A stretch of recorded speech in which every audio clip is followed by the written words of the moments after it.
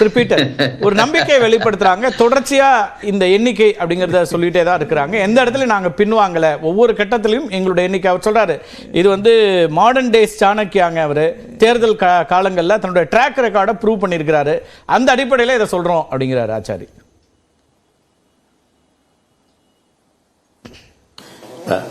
அதாவது நண்பர் ஆசீர்வாத ஆச்சாரி அவருடைய மனதில் இருக்கிற விருப்பத்தை சொல்கிறார் என்று வன்மால் நான் எடுத்துக்கொள்கிறேன். யாருமே அவர் ஆசீர்வாதம் ஆச்சாரி உட்பட நான் உட்பட யாருமே துல்லியமாக இத்தனை இடங்கள் தான் இந்த தேர்தலிலே இந்த கட்சிக்கு கிடைக்கும் என்று சொல்லவே முடியாது. ஏன்னா வாக்குகள் எண்ணிக்கப்பட்டு வாக்குகள் அறிவிக்கப்படுகின்ற வரை இதெல்லாம் யூகங்கள், விருப்பங்கள், ஆசைகள் என்கிற அடிப்படையிலையும் சில இடங்கள்ல பத்திரிகையாளர்கள் அங்க இடத்துக்கு போயிட்டு வந்தவங்க சொல்ற தகவல்களை கேட்டு நாம் செய்கின்ற யூகங்களும் தான். ஆனா சில அடிப்படையான செய்திகள் நம்ம பார்க்கின்ற போது சில இடங்களிலே பாஜகவுக்கு எவ்வளவு பெரிய எதிர்ப்பலைகள் கிளம்பி இருக்கிறது என்பதை நம்மளால் உணர முடிகிறது. அமித்ஷா இன்னைக்கு 2வது முறையாக ஹரியானாவுக்குள்ள புரோகிராமை கேன்சல் பண்ணிருக்கார். இன்றைக்கு அவர் அங்க பொதுக்கூட்டத்தில் பேச முடியல. நாளைக்கு பேச வேண்டிய 2 பொதுக்கூட்டங்களையும் அவர் கேன்சல் பண்ணிருக்கார். போன தடவை வடகிழக்கு மாநிலங்களுக்கு மீண்டும் மீண்டும் செல்லி வந்த பிரதமர் இந்த தடவை வடகிழக்கு மாநிலத்தில் எங்கேயுமே அவர் தான் போகல, அவர் போக முடியாது என்கிற சூழ்நிலையும் அங்க ஏற்பட்டிருக்கு.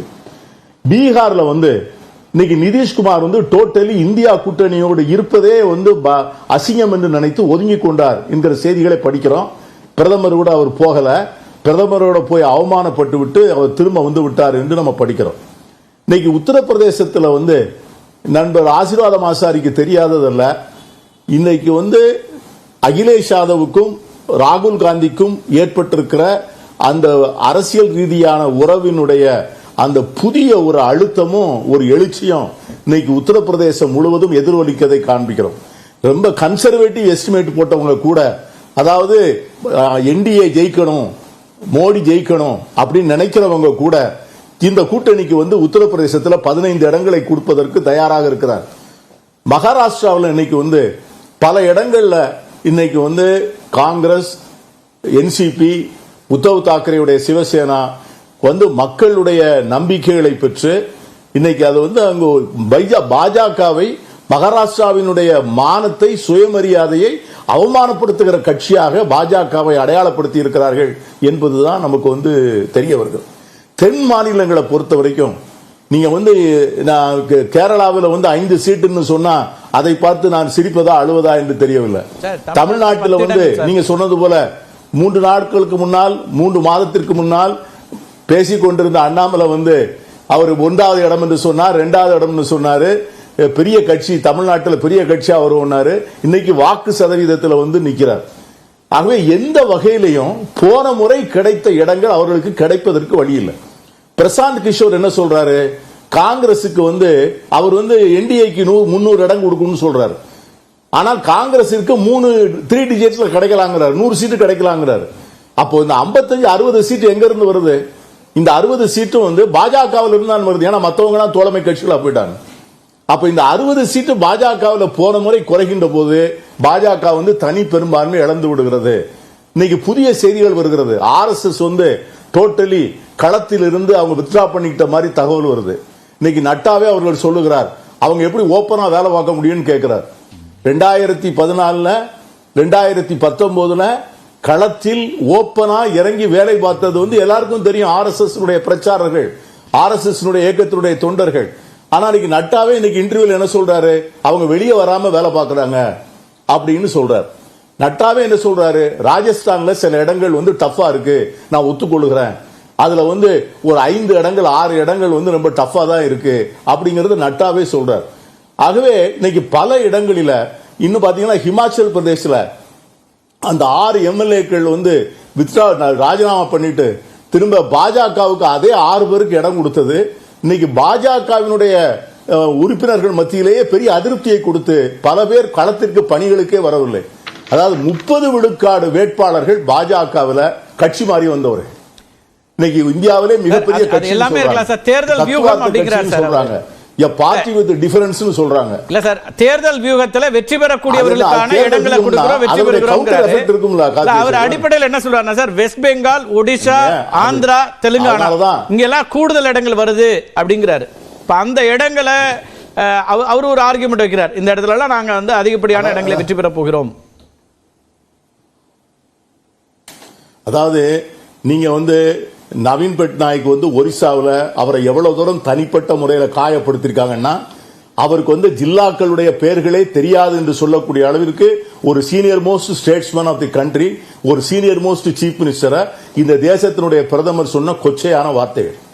அவருக்கு வரக்கூடிய இடங்கள்லாம் போன முறை வந்து மோடிக்கு ஆதரவாக இருந்திருக்கிறது. ஆனால் இந்த முறை அவர் ஜெயிக்கிற இடங்கள் வந்து நிச்சயமாக மோடிக்கு ஆதரவாக போக முடியாது. அதனாலதான் வந்து அவர் எந்த வார்த்தையை பிரதமர் பயன்படுத்துறாரு, அதாவது ஐட்டம் டான்ஸ் ஆடுறாங்கன்னு சொல்றாரு, அதாவது பார் டான்ஸ் ஆடுறாங்கன்னு சொல்றாரு. ஒரு பிரதமர் சொல்ற வார்த்தையா முஜ்ரா? அதான் நான் கேட்கிறேன் ஆசீர்வாத ஆசாரிட்ட, பார் டான்ஸ் ஆடுறதுதான், ஐட்டம் டான்ஸ் ஆடுறதுதான் முஜ்ரா? ஒரு தேசத்தினுடைய 130 கோடி மக்களுடைய தலைவர் என்று உலகம் முழுவதும் அறியப்பட்டிருக்கின்ற இந்திய நாட்டினுடைய பிரதமர் மோடி வந்து ஒரு தேர்தல் பிரச்சார களத்தில் வந்து எதிர்கட்சிகளை பார்த்து ஐட்டம் டான்ஸ் ஆடுறீங்க, பார் டான்ஸ் ஆடுறீங்கன்னு பேசினார் என்று சொன்னார். இந்த அவருடைய மனநிலை இன்னைக்கு எப்படி? அதான் நல்லா சொன்னாங்க, இதுவரை அவருக்காக வேண்டி நம்ம அவர் மேல கோவப்பட்டோம், இப்பொழுது அவரை பார்த்து வருத்தப்பட வேண்டியது இருக்கிறது என்று சொல்கிறார். We are worried about our prime minister. What happened to him? Okay. இதெல்லாம் இன்னைக்கு வந்து இந்த தேசத்தினுடைய எதிர்காலத்தை அச்சப்படுத்துவதாக இருக்கிறது. ஒருவேளை நான் ஒரு விவகாரத்துக்காக நான் ஜெயிச்சு ஒத்துக்கொள்கிற ஆசீர்வாதம், நாளைக்கு வந்து இந்த பிரதமர் இந்தியாவுடைய பிரதமர் என்று எப்படி வெளியே போய் சொல்லுவீங்க நீங்க? இவருடைய பேச்சுக்கள் எல்லாம் நாளைக்கு வெளியே வராதா? இவருடைய பேச்சுக்கள் இன்னைக்கு வாஷிங்டன் போஸ்ட்ல இருந்து லண்டன் டைம்ஸ்ல இருந்து அவ்வளவு பேரும் பப்ளிஷ் பண்ணலையா? இன்னைக்கு வந்து எக்ஸ்போர்ட் growth வந்து வரலாற்றிலே இல்லாத அளவுக்கு குறைந்து இருக்கிறது. பிரைவேட் இண்டிவிஜுவலுடைய சேவிங்ஸ் ரேட் சுதந்திர இந்தியாவில் இதுதான் இவ்வளவு குறைந்தது, இதுதான் முதல் முறை. தனியாருடைய பங்களிப்பு முதலீடு வந்து இதை விட லோவஸ்ட் ஒண்ணும் கிடையாது. இதை பற்றியெல்லாம் பேசாத ஒரு பிரதமர் மட்டன், மஜ்லிஸ், முஜ்ரா இதை பற்றியே வந்து ஒரு 100 நாள் பேசியிருக்காரு என்று சொன்னால் இந்த தேர்தல் அவங்க மனநிலை என்ன? ஏன்னா அவர் தேர்தலினுடைய வெற்றி அவருக்கு இல்லை என்பதை உணர்ந்திருக்கிறார். அதனுடைய முடிவுகளை பார்த்து அச்சப்பட்டு அதுதான் தோல்வி பயம்னு சொல்றாங்களாங்கிற கேள்வி இருக்கு. அவங்களுடைய பரப்புரைகள்ல வெளிப்படக்கூடிய வார்த்தைகள் அல்லது அவங்க முன்வைக்கிற விஷயங்கள் தோல்வி பயம்னு சொல்றோம். அதைத்தான் முதலமைச்சர் சுட்டிக்காட்டுகிறார். முதலமைச்சர் சுட்டிக்காட்டுவது அதைத்தான் சொல்றார். ரைட், பேசலாம் சார், பேசலாம். முதல் கட்ட கருத்தை எடுத்துக்கிறேன். ஆச்சாரி, நான் வர ஷபீர்ட்ட பேசிட்டு உங்கள்கிட்ட வர. ஷபீர், 2 விதமான பார்வைகள் முன்வைக்கப்படுது, நீங்க எப்படி பாக்குறீங்க? ஆச்சாரி ஒரு எண்ணிக்கை சொல்றாரு, இதெல்லாம் ஒரு பெரிய நம்பிக்கை கொடுக்கக்கூடியதாக மாறி இருக்கிறது அப்படின்னு ஒரு ஸ்டேட் வைஸ் சொல்றாரு. சும்மா நான் வந்து ஒரு போற போக்குல ஒரு எண்ணிக்கையெல்லாம் சொல்லுங்க, எங்க விருப்பத்தெல்லாம் சொல்லல, எங்கெங்க என்ன லாஜிக்கலி வரும் அப்படின்றோம், ஆனால் எங்களுக்கு வரக்கூடிய டேட்டா அப்படிங்கிறாரு. இல்லை, அவங்களுக்கு வந்து அந்த எலெக்ஷனை வந்து லைவாக மேப் பண்ணுறதுக்கும் ரியல் டைம் இன்புட்ஸ் எடுக்கிறதுக்கும் வந்து பிஜேபிக்கு அந்த மெஷினரி என்பது இருக்கிறது. அதில் எந்த சந்தேகமும் கிடையாது, டவுட்டும் கிடையாது. அது அவங்களுக்கு வரக்கூடிய இன்புட்ஸ் அப்படி வரலாம். இதே வெஸ்ட் பெங்கால் அசெம்பிளி எலெக்ஷன் டைமில் அமித்ஷா சொன்னது என்னன்னா, நாங்கள் வந்து வெஸ்ட் பெங்காலில் 200 சீட்ஸை தாண்டுவோம் அப்படின்னாரு. பிரசாந்த் கிஷோரும் சேலஞ்ச் பண்ணாரு, நீங்க 200 சீட்டு தாண்டிட்டீங்கன்னா நான் வந்து இந்த தொழிலை விட்டு போயிடுறேன் அப்படின்னாரு. அதுக்கப்புறம் டெரிக் ஓபிரைன் போன்றவர்கள்லாம் இது பண்ணாங்க. வெஸ்ட் பெங்காலில் அந்த எலெக்ஷன் முடிவுகள் வரும்போது பாஜகவுக்கு கிடைத்த தொகுதிகள் அப்படின்னு பார்த்தீங்கன்னா, அந்த என்டிஏ கூட்டணிக்கு கிடைத்த தொகுதிகள் அப்படின்னு பார்த்தீங்கன்னா 77 தான். அப்போ அமித்ஷா சொல்றது தான் வந்து ஒரு தேர்தல் கணக்கு, அதுதான் உறுதியான நம்பர்ஸ் அப்படின்றதெல்லாம் வந்து கர்நாடகா ரிசல்ட்லயும் பார்த்தோம். கர்நாடகாலையும் அப்படிதான் சொன்னாங்க. கர்நாடகால காங்கிரஸுக்கு ஆதரவான அலை, ஒரு ஸ்வீப் காங்கிரஸுக்கு, அது பாஜகவே எதிர்பார்க்கல. அதுக்கப்புறம் தான் பாஜகக்குள்ள வந்து நிறைய மாற்றங்கள் எப்படின்றது நிகழ்ந்துச்சு. இப்போ இந்த நம்பர்ஸ் அப்படின்றத வந்து இவங்க ஏன் ப்ரிடிக்ட் பண்றாங்க அப்படின்னா, அவங்க ஆல்ரெடி அந்த மூடை வந்து கிரியேட் பண்ணணும். எப்படியாச்சும் அந்த லாஸ்ட் மினிட் புஷ்ல இந்த நம்பர்ஸை நம்ம சொல்லிட்டே இருந்தோம்னா நாம வரோம், ஆட்சிக்கு வரோம் அப்படின்றது கடைசி கட்ட தேர்தலுக்கும் அந்த நம்பரை சொல்ல வேண்டிய இடத்துல கட்டாயத்துல தள்ளப்பட்டிருக்காங்க. இந்த தேர்தலை கணிப்பதற்கு உங்களுக்கு வந்து இந்த எக்ஸிட் போல்ஸோ ரியல் டைம் இன்புட்ஸோ இந்த மாதிரியான விஷயங்கள்லாம் வந்து பார்ட்டிஸ்க்கு வேணா இருக்கலாமே தவிர சாமானியர்களுக்கு வந்து ஒரே ஒரு அளவுகோல் தான், அது பிரதமருடைய பேச்சு. ஒவ்வொரு ஃபேஸுக்கு அப்புறமும் பிரதமருடைய பேச்சு வந்து மாறிக்கிட்டே இருக்கு. ரொம்ப கம்யூனலா பிரதமர் பேச ஆரம்பிச்சிட்டாரு. இன்ஃபேக்ட் பாஜக காரங்களே வருத்தப்படுற அளவுக்கு பிரதமர் பேசி இருக்கிறார். ஒடிசால போய் ஒடிசா பூரி ஜெகநாதர் கோயிலுடைய சாவி என்பது தமிழர்கள் கையில போயிருக்கு அப்படின்னு, தமிழர்களை திருடர்கள் என்ற அந்த ஒரு அந்த மாதிரியான ஒரு பேச்சு ரொம்பவே கீழே இறங்கி போய் வந்து ஒரு பிரதமர் வந்து ஒரு சாதாரண ஸ்ட்ரீட் கார்னர் மீட்டிங்ல பேசும்போது எப்படி பேசுவாங்களோ அந்த அளவுக்கு அவருடைய பேச்சு இருக்கிறது அப்படின்றது ஒரு பெரிய விஷயமாக இருக்கிறது. ரெண்டாவது, உங்களுக்கு வந்து இந்த எலெக்ஷனை பொறுத்த வரைக்கும் உங்களுக்கு 2014 மாதிரியோ அல்லது 2019 மாதிரியோ ஒரு வேவ் இல்லை. இன்னைக்கு மோடி ஆதரவு அலை இருக்கிறது, அலை வீசுகிறது அப்படின்ற அளவுக்குலாம் பாஜக காரங்களே அதை பேச மாட்டேன்றாங்க. அவங்களுக்கே அது புரியல ஏன் இந்த அலை வீசவில்லை அப்படின்னு. இப்ப 2014 ஆண்டுகளுக்கு பிறகு எதிர்ப்பலைன்னு இல்ல அப்படிங்கிறாங்க. அதுவே எங்களுடைய பெரிய சக்சஸ் இல்ல. அந்த அலை இல்லாதது வேற யாருக்கு சாதகமா இருக்குங்கிற அந்த பாயிண்ட்க்கு வரேன் நான். இப்போ மோடி பாப்புலர் எப்போ இருந்தாரு, மோடியோட பாப்புலாரிட்டி பீக்ல இருந்த சமயம் வந்து 2014. அதுக்கு அவங்களுக்கு ஒரு நேஷனல் நரேட்டிவ் இருந்துச்சு. அண்ணா ஹசாரேவுடைய போராட்டம் அவங்களுக்கு கை கொடுத்துச்சு. அதுக்கப்புறம் கரப்ஷன் அப்படின்ற ஒரு இஷ்யூவை வந்து அவங்க பெருசா பேசுனாங்க. அப்போ பாஜக வாங்கிய தொகுதிகள் அப்படின்றது 282. 2019 பாலாகோட், புல்வாமா போன்ற இஷ்யூஸ்லாம் இருந்துச்சு. ஒரு நேஷனல் செக்யூரிட்டி அப்படின்ற ஒரு இஷ்யூ பிரதானமாக வரும்போது பாஜகவுக்கு பீக்ல போன இடங்கள் அப்படின்றது 303. இப்போ உங்களுக்கு எந்த வேவும் இல்ல. லோக்கல் ஃபேக்டர்ஸ்ல தான் இந்த எலெக்ஷன் என்பது நடக்கிறது.